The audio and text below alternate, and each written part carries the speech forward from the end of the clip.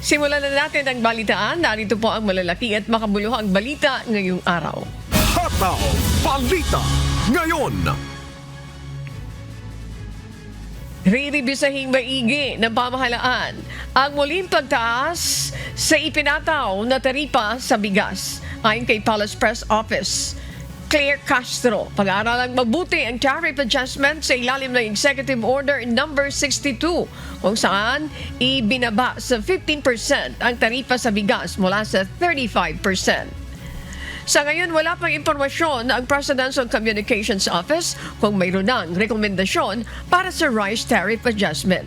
Tiniyak naman ng Malacanang ang patuloy silang naghahanap ng paraan upang matulungan ang mga magsasaka. Nandun na po tayo sa procuring the trucks po para po makatulong po ito sa mga farmers na wala pong kakayanan na magdala ng kanilang palay diretso po sa NFA stores. At yun po ay sinasagawa na po natin para hindi na po sila mahirapan para magdala ng kanilang mga palay. Hataw Balita ngayon. Dapat ding imbestigahan ng National Bureau of Investigation o NBI hindi lang ang naninira sa pamahalaan kundi maging sa panig ng mga kumakalaban sa administrasyon, partikular ang mga Duterte. Ayon kay Senate President Francis Escudero, may kapangyarihan ng NBI na magkusang mag-imbestiga at hindi lang aaksyon kung may mga reklamo na.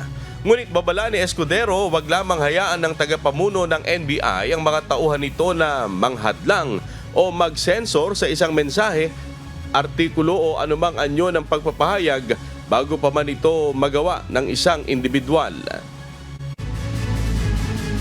Ano man ang ginagawa niya sa law enforcement side should not and should never cross the line and constitute prior restraint. Kung saan, mangangamba na mismo ang ordinaryong Pilipino na magsalita at magbigay ng opinyon at hindi na lang magbibigay ng opinyon dahil sa takot na dinudulot ng kanilang ginagawa. Buwang paniniwala ko na intindihan yan ng ating NBI Director bilang miyembro ng Philippine Bar at bilang dating West. Hataw Balita ngayon.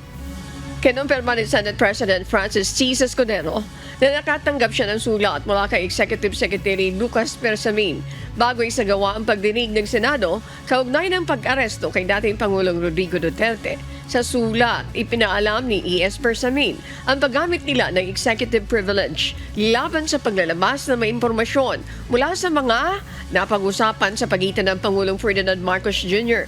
at mga miyembro ng kanyang mga gabinete. Ngunit, pagdidiin ni Escudero, hindi ito pwedeng gamitin bilang isang blanket privilege. Hindi niya dapat gawing rason ang executive privilege para hindi dumalo o mag-attend sa pagdinig. Sumulat sa akin, sumulat din kay chairperson ng komite, Senator Amy Marcos, na gagamitin nila ang executive privilege kaugnay sa anumang pag-uusap na naganap sa pagitan ng Pangulo at ng kanyang mga gabinete. Pero ang posisyon ko kaugnay ng executive privilege, hindi ito pwedeng gamitin bilang isang blanket privilege. Ito'y pwedeng i-invoke lamang kapag ang tanong will tend to involve or include executive privilege. Hindi yan rason para hindi dumalo o mag-attend ng pagdinig. Hataw Balita ngayon. Kinumpirma ni Vice President Sara Duterte na bibisitahin ng kanyang kapatid na si Kitty Duterte ang kanilang ama na si dating Pangulong Duterte na nakadetini ngayon sa International Criminal Court. Ayon sa Vice Presidente, inaasahang darating si Kitty ng The Hague, Netherlands bago pa ang kaarawan ng kanilang tatay sa March 28. At inaasahang mananatili doon hanggang sa unang linggo ng Abril. Samantala, muli namang nagpasalamat si Kitty Duterte sa lahat ng sumusuporta sa kanilang pamilya at iginit na tuloy ang laban at babawi sila sa eleksyon. Salamat sa inyong lahat. Buong pamilya ko nagpapasalamat sa inyo. Patuloy lang yung pagdasal natin. Tapos, alagaan natin yung mga sarili natin. Matulog tayo, kumain tayo. Walang iiyak. Walang laban tayo. Kasi malayo pa to, hindi pa to tapos. Huwag na tayong mag-provoke. Doon na lang sa eleksyon para mapayapa lahat. Hataw Balita ngayon.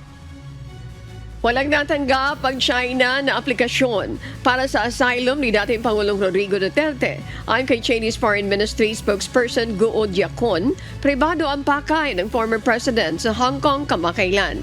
Bago pa maaresto sa Pilipinas dahil sa kasong crimes against humanity sa International Criminal Court, nagtungo ng Hong Kong si Duterte para dumalo sa isang event para sa overseas Filipino workers.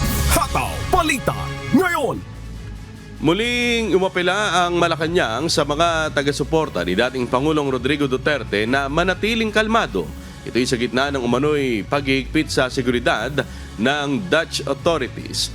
Ito naman ang dahilan upang manawagan ng ilang Duterte supporter na dumalo sa rally sa The Netherlands na mag-resign na si Pangulong Ferdinand Marcos Jr. Una po, hindi lang po sa mga kababayan natin sa ibang bansa, kundi dito na rin po, na manatili po tayo na kalmado. Kung meron man pong paghihigpit na nagaganap sa bansang Netherlands, ay hindi na po ito natin sakop.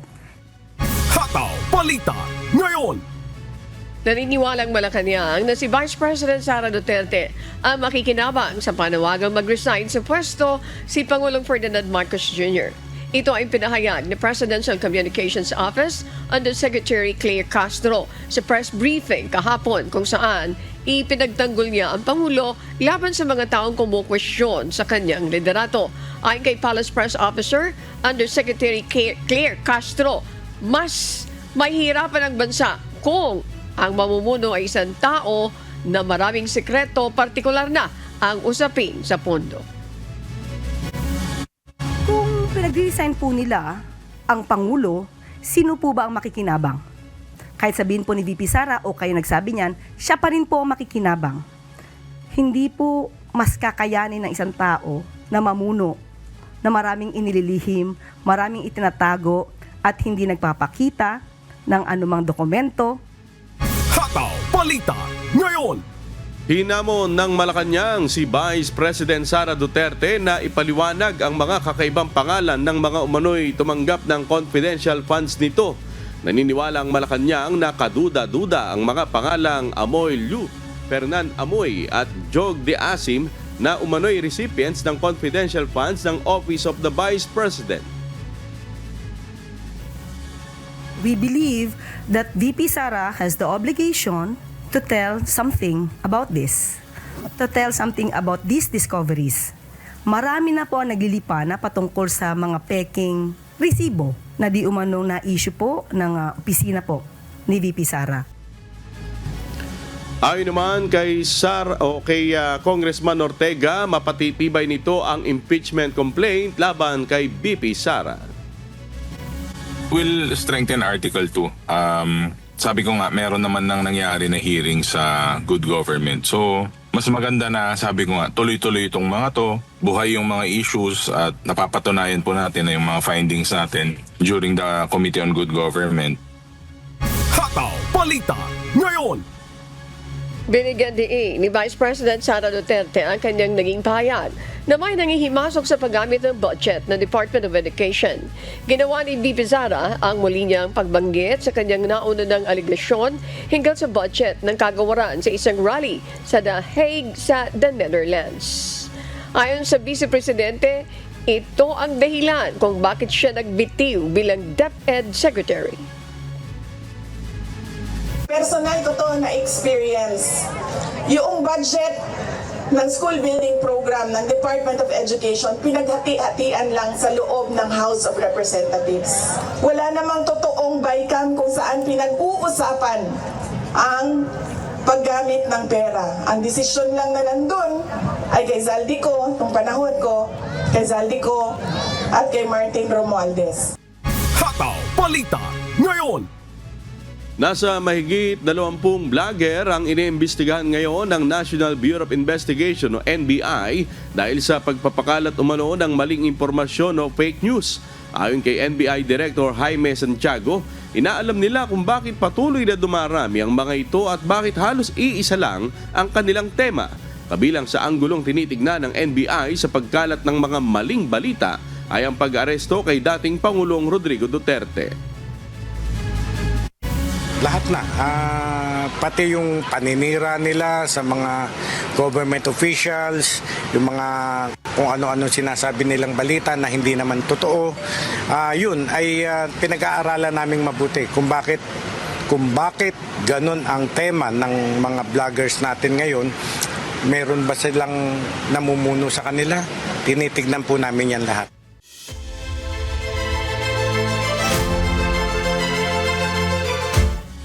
Matagumpay na natapos ng Bureau of Fisheries and Aquatic Resources kasama ang Philippine Coast Guard ang magsasagawa ng Maritime Domain Awareness o MDA flight gamit ang RP-1077 aircraft na umalis sa Subic Airport. Ang misyon ay nakatuon sa pagmamonitor sa mga sasakyan ng pamahalaan ng Pilipinas na nagbibigay ng subsidiya sa gasolina at mga pagkain sa mga bangkang pangisda sa Baho de Masinloc. Ayon kay Philippine Coast Guard spokesperson on West Philippine Sea Concerns, Jay Tariela, pagdating ng eroplano bandang alas 9:40 ng umaga kahapon, nakita ang 4 na sasakyan ng BFAR at 2 sasakyan ng PCG, pati na rin ang humigit kumulang 26 na bangkang pangisda. Namataan din sa monitoring ang 5 China Coast Guard, isang People's Liberation Army Navy vessel sa lugar at ilang Chinese Maritime Militia vessel. Bagamat walang naranasang pangaharash ang mga barko ng Pilipinas kahapon, kapansin-pansin naman ang mga floating barrier na muling inilagay ng China sa silangang bahagi ng Baho de Masinloc. For the MDA flight, monitor lang natin is yung deployment ng PLA Naval Air Force helicopter. We were not able to see the tail number, but surprisingly, it didn't come close. It maintained a distance of 3 miles away from the position of the PFAR aircraft. Hataw Balita ngayon. Nagpaalala ang Department of Education sa mga kandidato na hindi dapat gamitin ang graduation at moving up ceremonies para sa pangangampanya ngayong papalapit ang halalan sa 2025. Ayon kay DepEd Secretary Sani Angara, kailangang mapanatili ang profesionalismo at political neutrality sa mga paaralan. Ipinagbabawal din ang sapilitang kontribusyon at labis na paggastos para sa seremonya na gaganapin sa April 14 hanggang 15. Pinayuhan ng mga paaralan na pumili ng maaliwalas na venue at iwasan ng matinding init upang matiyak na komportable ang lahat ng dadalo.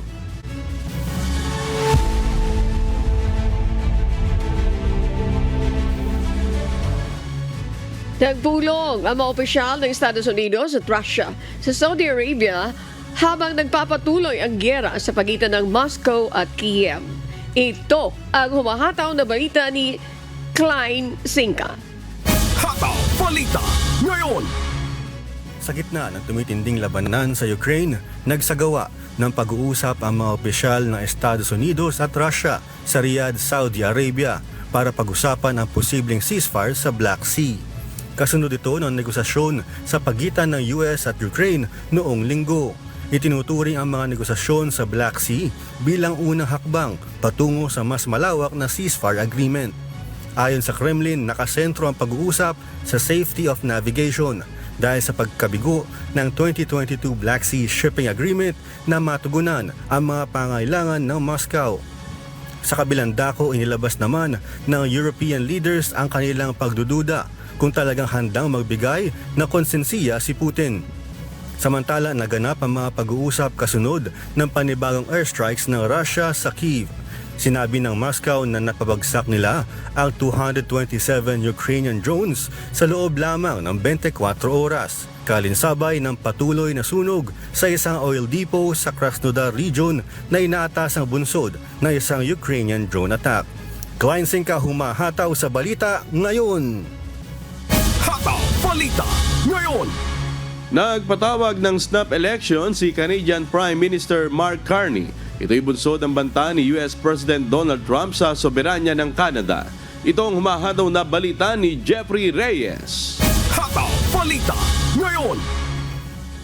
Nagpatawag si Prime Minister Mark Carney ng snap elections sa Canada sa darating na April 28 dahil sa banta umanong dulot ni US President Donald Trump sa sovereignty ng Canada. Ipinaliwanag ni Carney na kinakaharap ng Canada ang pinakamalaking krisis dahil sa hindi makatwirang trade actions at pagbabanta ni Trump sa kanilang bansa, kaya kailangan niya ang malakas na mandato mula sa mga Canadians. Dagdag pa ni Carney, gusto umano ni Trump na sirain ang Canada para mapakinabangan ito ng Amerika. Sinabi rin ni Carney na ang pagbabawas sa buwis para sa mga mabababa ang kita ay para makuha ang suporta ng nakararami. Samantala, tutol si conservative leader Pierre Poilievre sa mga polisiya ni Carney. Ayon kay Poilievre, dapat unang isaalang-alang ang kapakanan ng Canada. Inaasahan ang mahigpit na laban sa pagitan ng partido ni Carney at ni Poilievre. Jeffrey Reyes, humahataw sa Balita Ngayon. Hataw Balita Ngayon. Nagbabala naman ang mga weather forecasters sa Australia na magkakaroon ng panibagong wave na record-breaking ng pag-ulan at pagsama ng panahon sa ilang bahagi ng inland Australia ngayong linggo. Maaari ito magdulot ng malaking pinsala sa mga apektadong lugar. Ito ang mahataw na balita ni Early Briones. Hataw Balita Ngayon. Inaasahang makararanas ang ilang bahagi ng interior Queensland sa Australia ng masamang panahon na dulot ng isang monzonal trough sa mga darating na araw. Noong nakaraang linggo lamang ay nakaranas ang ilang bahagi ng hilagang Australia at timog ng Northern Territory ng matinding pagbaha. Nakapagtala rin sa ilang lugar ng record-breaking na pag-ulan tulad ng bayan ng Birdsville at Urandangi sa Queensland at Coober Pedy sa South Australia. Ang papasok na kondisyon sa bahaging inland Queensland ay maaaring magdala ng malakas na pag-ulan at magdulot ng flash flooding sa ilang mga lugar sa susunod na mga araw. Bunsod nito, naglabas ng isang malubhang babala ang Bureau of Meteorology para sa mga lugar sa hilagang kanlurang bahagi ng estado, kabilang na ang Commonwealth, Selwyn at McKinley. Binalaan din ng mga otoridad ang mga residente na mag-ingat lalo na sa mga isolated communities na maaaring maputol ang link ng transportasyon. Maaari namang maramdaman sa Channel County ang pangmatagalang epekto ng pag-ulan. Samantala, mataas din ang tsansa na mapuno sa mga susunod na buwan ang Katitanda, Lake Eyre bunsod ng malalakas na pag-ulan. Pinapayuhan rin ang mga motorista na mag-ingat sa pagbaybay sa nasabing lugar dahil maaaring manatili sa mga naturang lake ang mga imus at kangaroo. Early Briones, humahataw sa Balita Ngayon.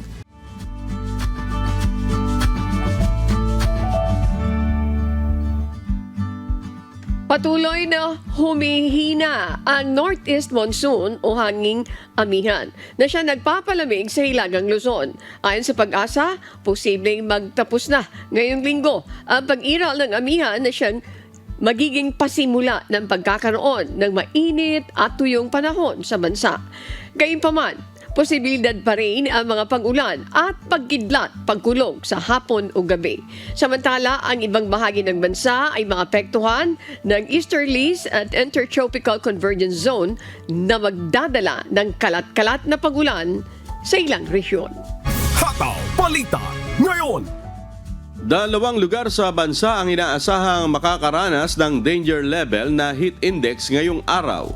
Base sa inilabas na March 24 bulletin ng Pag-asa, posibleng makaranas ng 43 degrees Celsius na heat index ang Dagupan City sa Pangasinan. Maaari namang umabot sa 42 degrees Celsius ang heat index sa CBSUA Pili, Camarines Norte. Samantala sa Metro Manila, inaasahan naman na aabot sa 38 degrees Celsius ang temperatura sa Naiya, Pasay, habang 36 degrees Celsius sa Science Garden sa Quezon City. Nauna nang sinabi ng Pag-asa na maaaring hindi kasing init ng 2024 ang tag-init sa 2025, ngunit pinapayuhan pa rin ang publiko na mag-ingat dahil sa mataas na heat index.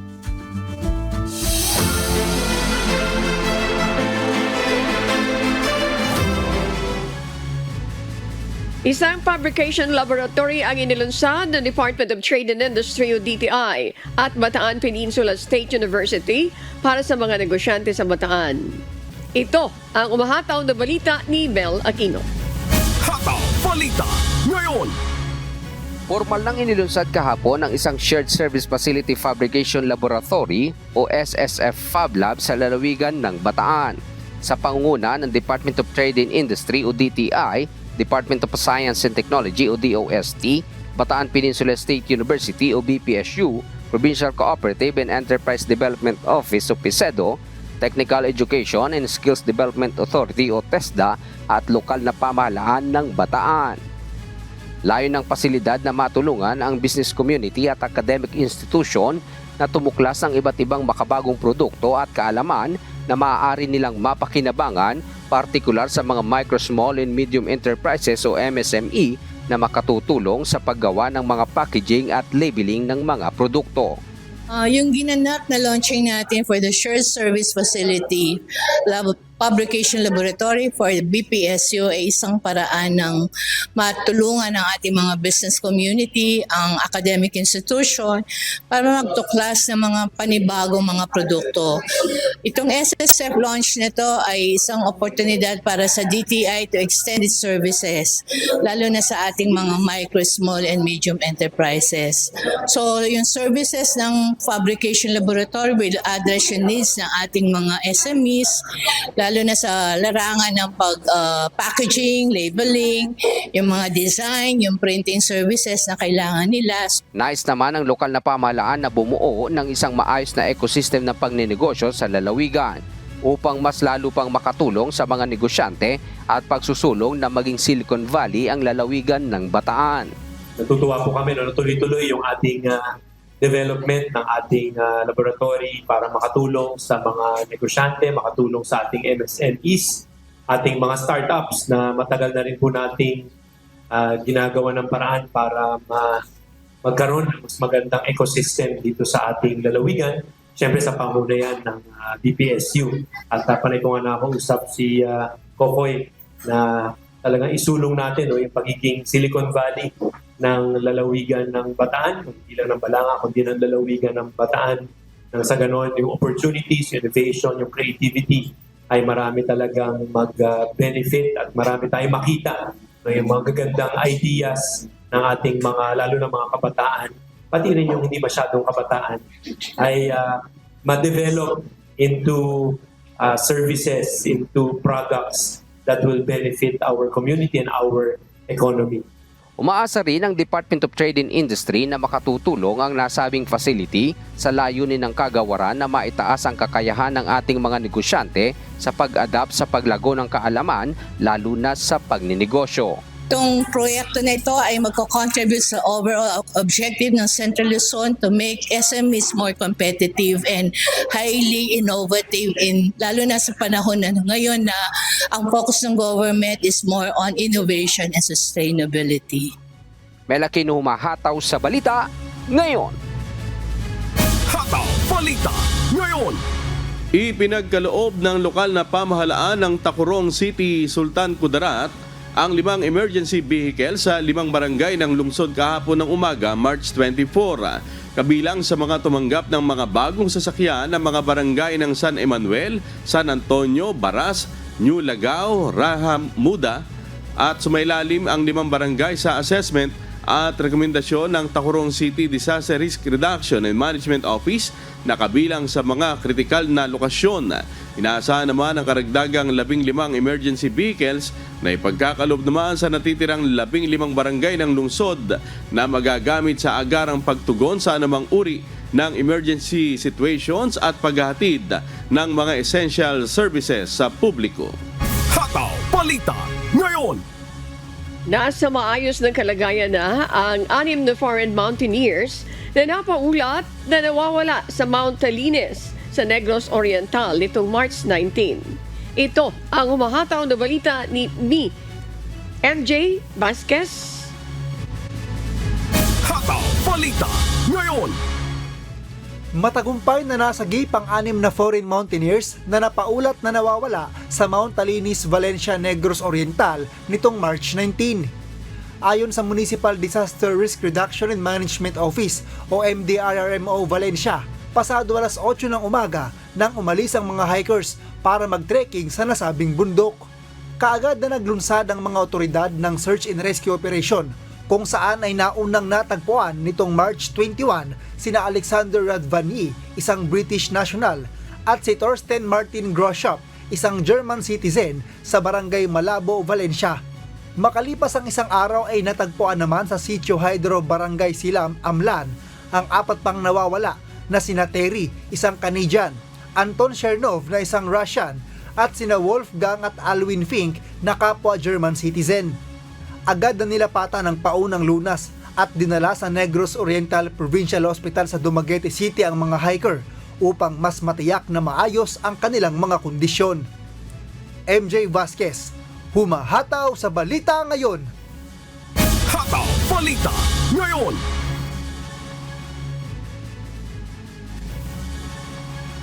Nani, siguro sa pagkakataong ito ay bigyan natin pansin yung mga masugid nating taga-subaybay, yung mga nakatutok sa atin ngayon sa social media. Ayan.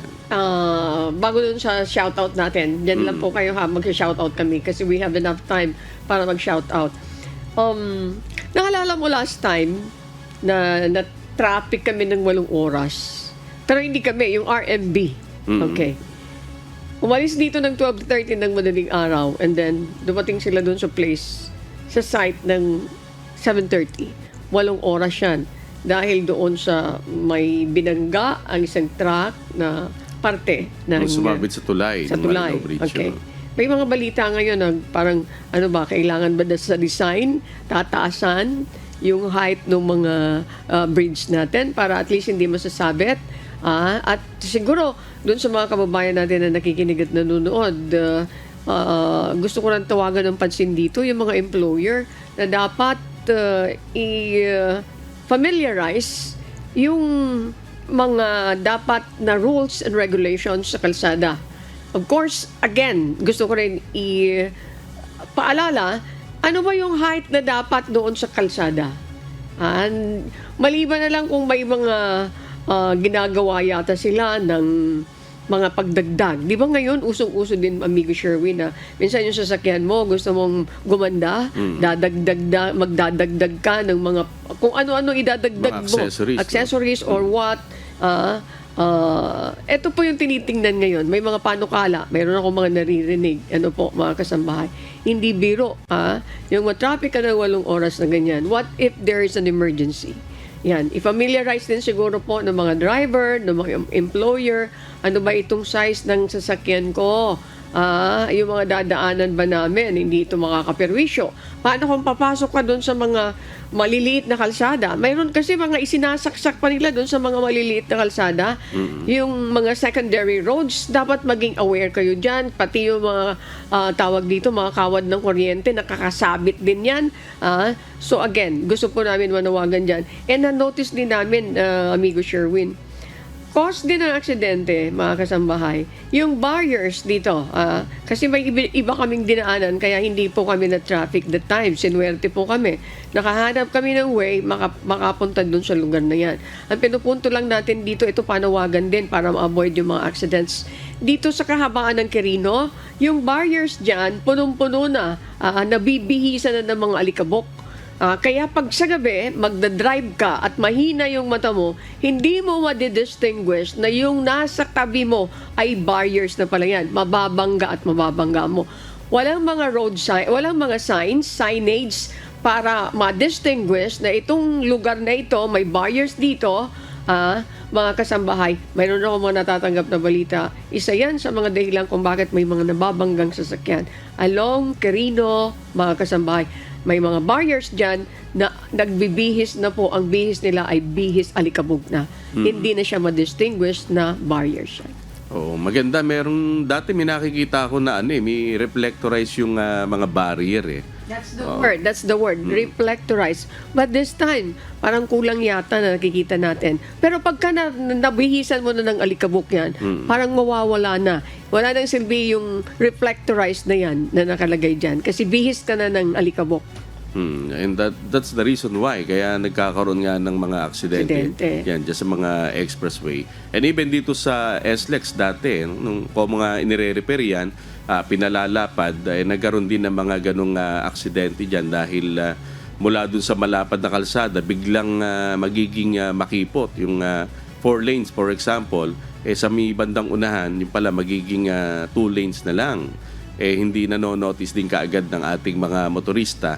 Kaya nagigipit sila. No? Kung iiwas sila na bumangga doon sa barrier, kakabig sila pa kanan para makaiwas, meron silang may mga nasa likod na sasakyan. Kaya ayun, nagkakaroon na ng collision dyan o banggaan dyan na ani.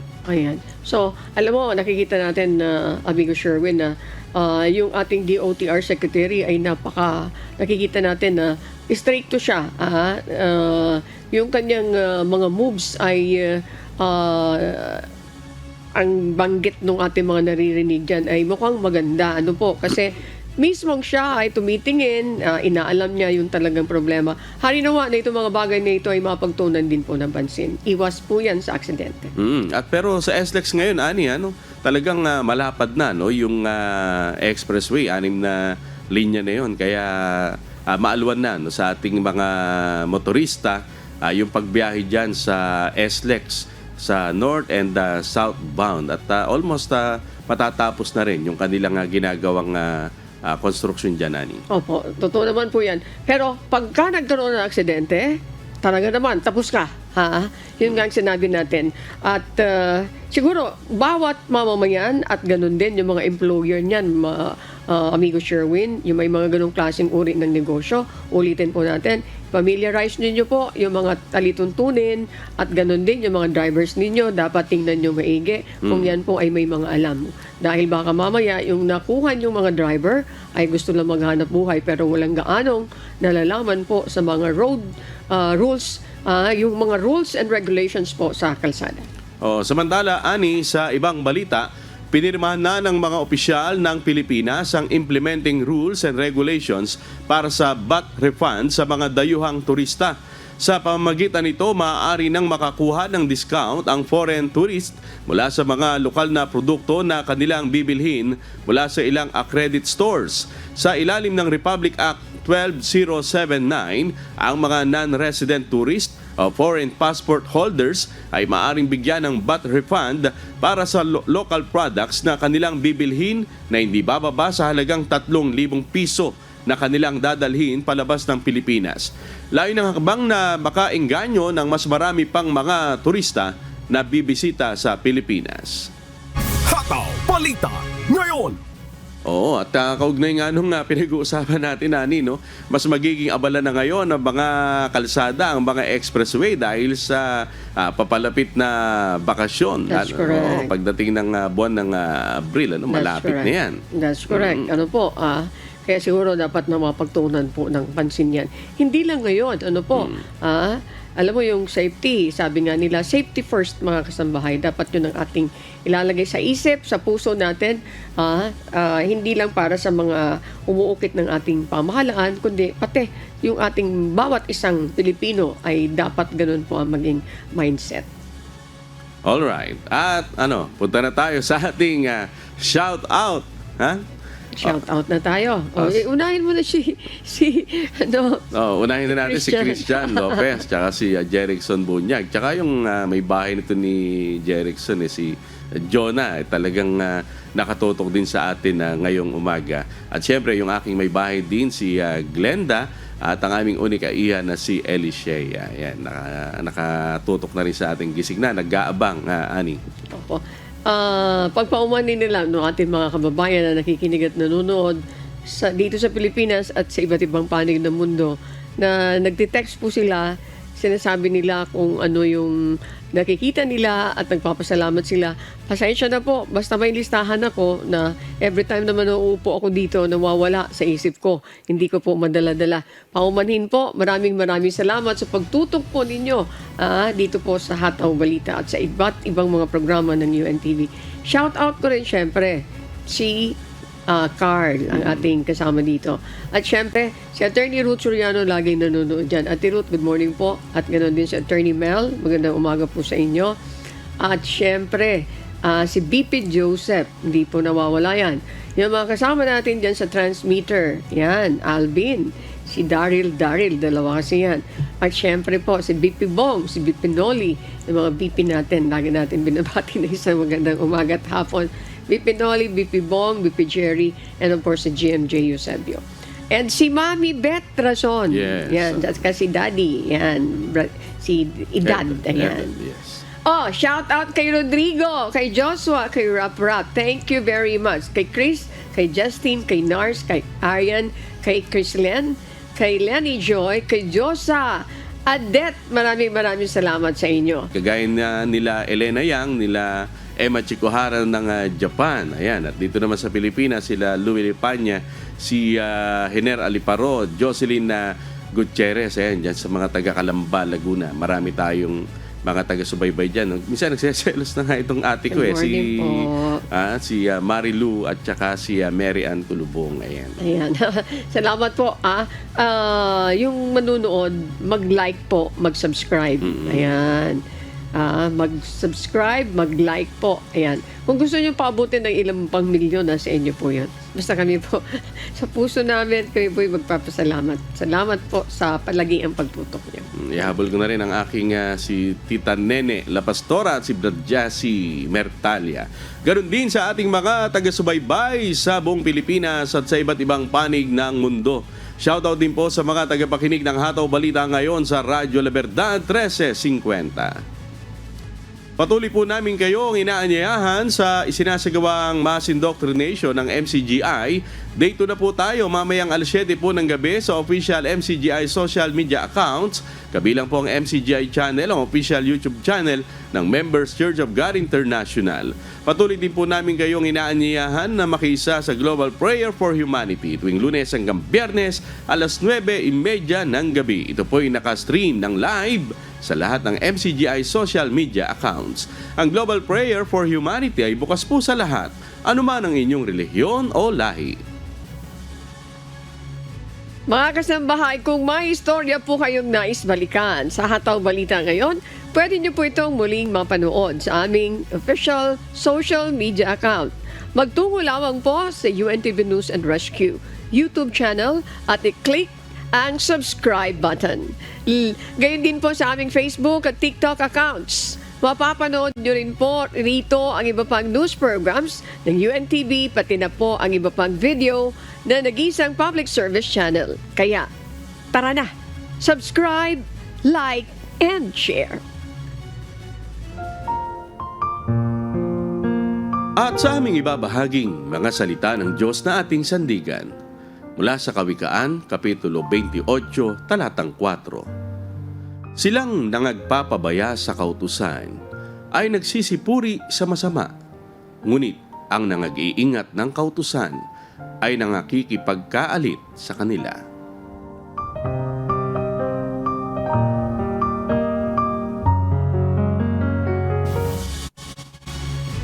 At yan po ang mga humahataw na balita ngayong umaga ng Martes, ika-25 sa buwan ng Marso 2025.